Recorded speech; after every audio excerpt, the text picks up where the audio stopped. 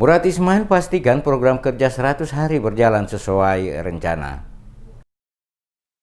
Calon Gubernur Maluku terpilih Murad Ismail memastikan dalam program kerja 100 harinya banyak hal yang akan segera dilakukan untuk Maluku yang lebih baik. Murad Ismail, mantan Kapolda Maluku dan Komandan Brimob, saat menghadiri halal bihalal yang diadakan oleh Nunu Sampono pada Sabtu malam di kediamannya di Desa Wayami, Kota Ambon, kepada DMS Media Group secara tegas mengatakan seorang kepala daerah harus inovatif dan mempunyai jaringan dengan berbagai stakeholder di pusat. Hal ini dirasa penting guna memudahkan hal-hal yang selama ini tidak didapatkan oleh daerah Maluku dalam berbagai sektor pembangunan yang dirancang oleh pemerintah pusat harus bisa didapatkan oleh daerah Maluku. Salah satunya adalah pembangunan kabel fiber optik yang akan dibangun pada beberapa daerah di Provinsi Maluku guna memperlancar akses jaringan internet sehingga dapat dimanfaatkan oleh masyarakat setempat untuk melakukan promosi usaha hingga pariwisata di daerah masing-masing.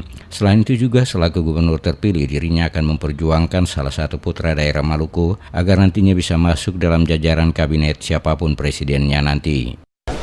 Saya, insya Allah saya duduk sebagai gubernur, saya akan datang kepada Bapak Presiden dengan segala kemampuan dan kelebihan yang diberikan kepada saya minta kepada Bapak Presiden terpilih 2018 harus ada orang Maluku yang hidup.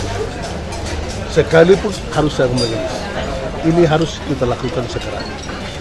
Dan saya sudah berbicara dengan banyak menteri, termasuk Menteri SDM, Menteri PUPera, Pak Basuki, Jonan Basuki, sama Menteri Perhubungan. Itu teman, sahabat-sahabat saya. Dan saya sudah bicara dengan Direktur Utama Telkom. Program 100 hari saya langsung Palaparing Tengah masuk ke Maluku.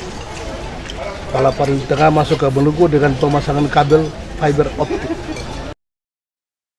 Maluku selama ini menurutnya masih sangat jauh tertinggal dibanding daerah lainnya di Indonesia. Untuk itu sudah saatnya Maluku harus diberi perhatian oleh pemerintah pusat untuk melihat berbagai pembangunan yang ada saat ini. Karena menurutnya dari potensi sumber daya alam yang dimiliki oleh daerah Maluku jauh lebih besar kontribusi hasil yang diberikan kepada pemerintah pusat. Namun selama ini apa yang diberikan tidak sebanding yang didapatkan oleh rakyat Maluku. Untuk itu selaku gubernur terpilih dirinya akan memperjuangkan semua yang harus didapat oleh rakyat Maluku untuk dapat dinikmati oleh rakyat Maluku ke pemerintah pusat.